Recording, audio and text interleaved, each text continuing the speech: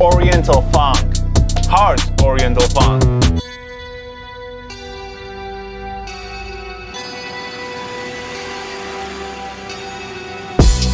Wodzu Beats Production.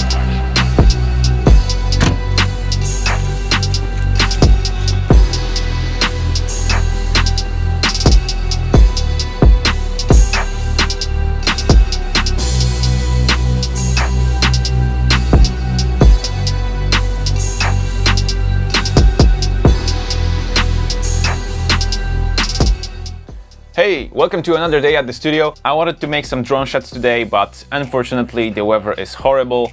Yesterday there was a super huge storm here in Krakow. As one of the lightnings struck yesterday, some of the alarms in cars just went out, and you know, I could feel the struck in the ground. Everything was vibrating. It's really crazy out here recently and really rainy. Anyways, recently I thought I want to get back to making dark rap beats and just go towards more simple attitude of making beats. If you heard my last 4 beats, they were pretty simple. They were more like night level, super atmospheric kind of beats. But the one thing I caught myself on recently is making really complicated beats that you can't really like instantly rap on. You have to figure out a way, you know, to make something with it. It's not like super natural for everyone. So I just want to make my beats more available for regular artists, let's say. So I gotta turn off the complicator in my head, as well as try to focus on the sound itself, because you know, sometimes I feel like the drums along with the 808 and some simple layers like 2 layers or 3 layers are doing the job enough, and there is no need to make anything more. And one, or actually 2 very important announcements. I've made a Facebook group for all the Reaper producers out here. If you want to join it, please feel free to do so. The link is as always in the description down below. And finally, after the last situation with Reddit, and thank you for all of your kind words, all of your support. It was really uplifting and really just supportive. So I felt that you guys really need Reaper tutorials as far as beat making is concerned, and I'm really happy to make more of those, as well as some just regular Reaper beat making videos, because you can always learn something from those. And back to the point, I've made a Reaper beat making subreddit. The link to this sub is also in the description down below, so you can join it if you are using Reddit. And yeah, that's pretty much it. So let's get to the grind.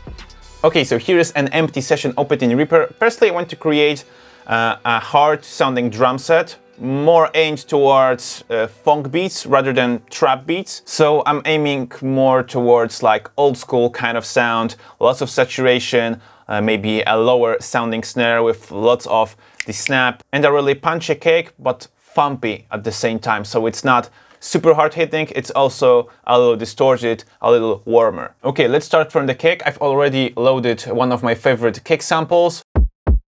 It's just a really punchy kick, but right now I'm going to modify it. For that purpose, I'll be using iZotope Neutron with its exciter, maybe some transient shaping, I don't really know yet. So let's start from the EQ, the most basic thing. So we don't have a lot of the high end, so let's leave it as it is right now. I'm going to use the exciter, and here we go. I'm going to divide the spectrum into 3 parts. So the super low part below, let's say 150 Hertz, the middle part from 150 to like 6-7K, let's say, and here is the top end. Let's start from the low end. Let's solo it. Here's how it sounds like right now. You won't really hear it without headphones, so if you have any laying around, just use them. For that super low end, I like to use the warm saturator. It's not saturating a lot, but it's definitely adding some of the interesting like thump. That's what I like to call the thump. And here's how it sounds like without it. Okay, now with the middle, let's use the retro saturation. Oh, maybe not, it's just too harsh. As you can hear, the warm saturator right in the middle is adding the punch. No punch, more punch. So I want this to be super punchy, so I'm definitely going with it. And the top end. Maybe let's use the tape saturation right here. So it has more of the sizzle at the very end. Let's have a listen. The tube one is adding even more harmonics, but that's not what I'm aiming for. And that's how the cake sounds like after saturation and before saturation. It's a pretty huge difference, and it's got a whole different color. Okay, one more thing we could do with the cake is to use transient shaper. When I'm transient shaping cakes, I like to divide the spectrum into two parts, so the same as we did with the saturator, so around 150 Hz. So we have the low end and the whole other part of the spectrum. And what transient shaper does, it can basically change the envelope of an existing sound.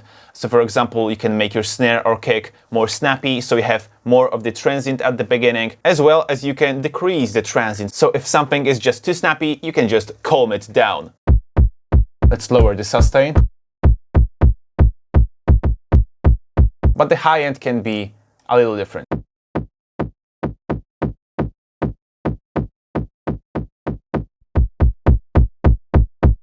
Yeah, that's what I wanted to achieve. Here's the clap. I'll just leave it as it is. That's one of my favorite clap sounds for funk beats. The snare. It's pretty snappy, so I won't be changing it, I think. I've made it out of 3 different snare samples. Here they are. All of those came from the Satan's drum stuff drum kit. Here is the hedgehog snare, the good clap, and the chop snare. And here's how they sound like together. Super cool. Maybe we could use a little of the transient shaper in Neutron, so it's a little more under control. So in this case, I will divide it at around 1K.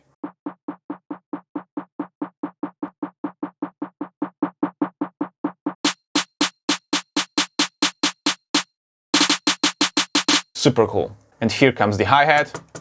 Right now it's a really basic hi-hat, so I want to change it a little bit. Let's make it lower. Okay, and along with making it lower, let's boost some frequencies up. And we'll use the transient shaper here too for the whole spectrum, because the hi-hat is only at the top end. And here's how it sounds without the transient shaper. It's louder, sharper, has a lot of attack, and much less sustain. Okay, the tempo for today's beat is going to be 145 BPM, so it's going to be a pretty fast funk beat. But as I told you, I want this to be aggressive. I want this to be like one of those hard-hitting funk beats with super slapping drums. I've just made an instrument bus, so maybe let's start from melodies this time, because I don't really know what kind of vibe we are aiming for today. I know it's going to be dark and aggressive, but that's pretty much it for now. You know, as it's going to be a funk beat, let's just start from the cowbell melody. It's the easiest one I can make without thinking about the whole structure of the beat. So resample-o-matic.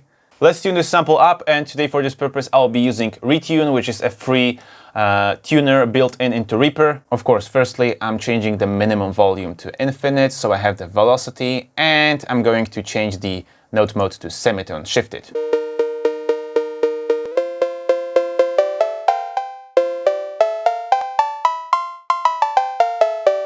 Let's throw it into a huge sounding reverb.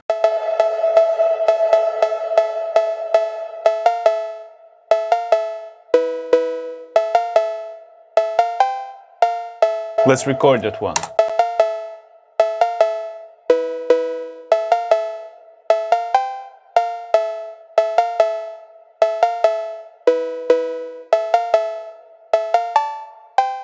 Okay, I've changed those last 2 notes because they weren't sounding really good.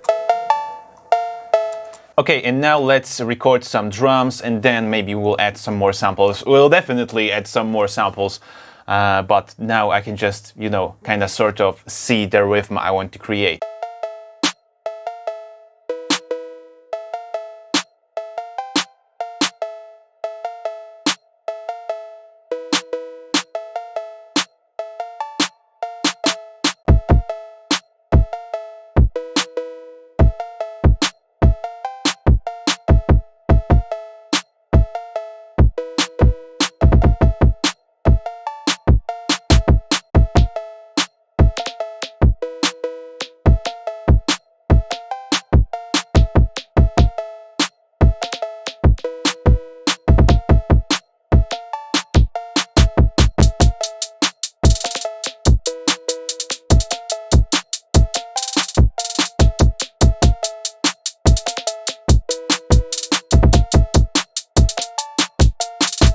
Okay, now let's hit with the 808. For this purpose, I will spice it up with the multi-wave shaper, which I've been talking about with lots of my videos.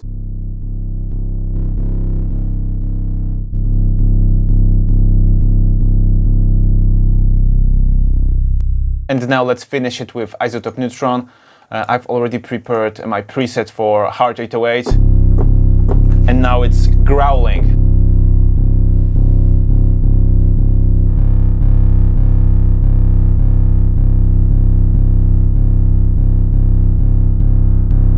Sounds super cool. Let's just copy the kick pattern and paste it to the 808 pattern. And now I'm using one of my ultimate Reaper actions for making beats. That's actually one of my viewers showed me, which is this. And all the notes are just longer, and that's insane. If you want to turn on this action, just go to Actions, Show Action List. On the action list, change this section to MIDI editor right here, and look for this action, Set Note Ends to Start of Next Note Legato. And that action takes the ending from the previous note to the beginning of the upcoming note. So you can fill in between the spaces of those notes, and you can just use it for your 808 pattern.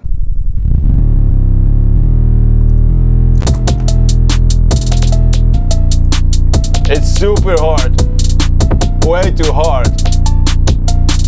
Let's make it quieter.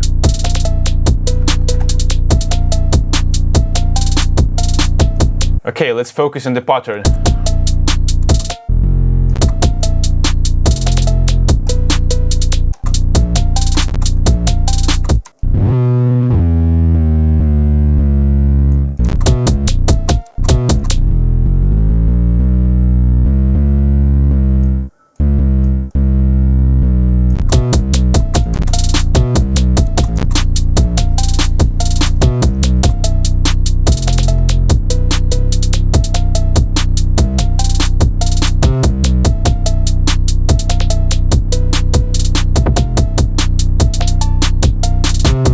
Okay, now let's think about some kind of an atmosphere, because I don't like to use samples, even in funk beats that strongly rely on samples.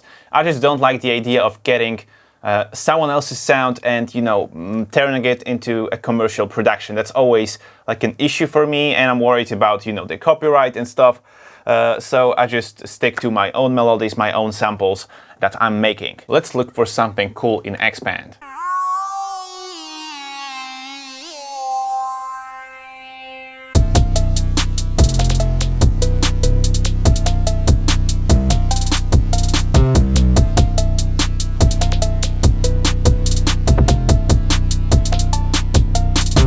Let's try to find another layer for this sound. So I'm going to copy it and turn on another instance of Expand, and let's just look for another hard sounding lead. I'll be doing it by comparing it to this lead we've just made.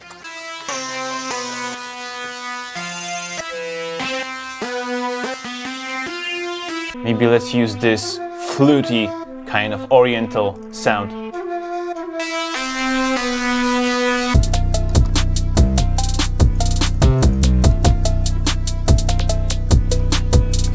Okay, sounds pretty fine. Of course, it needs a lot of adjustment in the mix itself, but now let's focus on the counter melody. So I want to make something plucky, you know, something off the main melody, so it's not disturbing the whole thing, just like, you know, a few accents that could be in the background.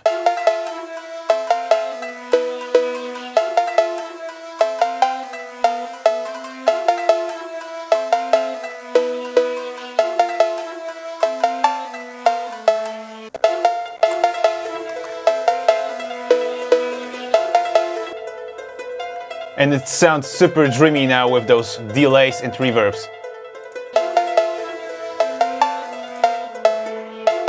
You know, right now I think like this synth, this one right here, this really buzzing one, is useless.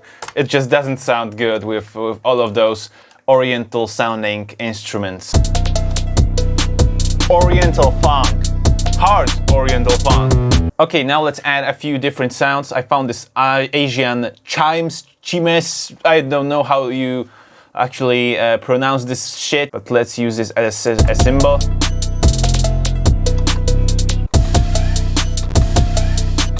Yeah, the siren is what I needed. Definitely. Let's throw it into some delay.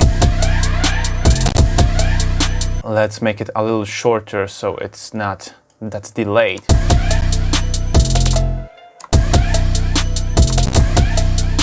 Sounds super cool. And of course we need a cell phone. What's a funk beat without a cell phone?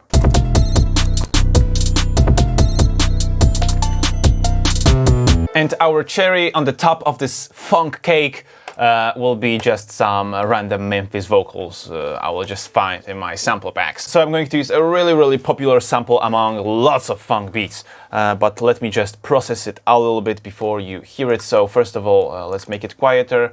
All of those funk samples are usually playing on a certain band, so no bass, everything like above 1K is what we need, and we don't need the super high end. It is advised to use some bit crusher. It always brings up some of the distortions, and now it sounds like that. And normally it would sound like that.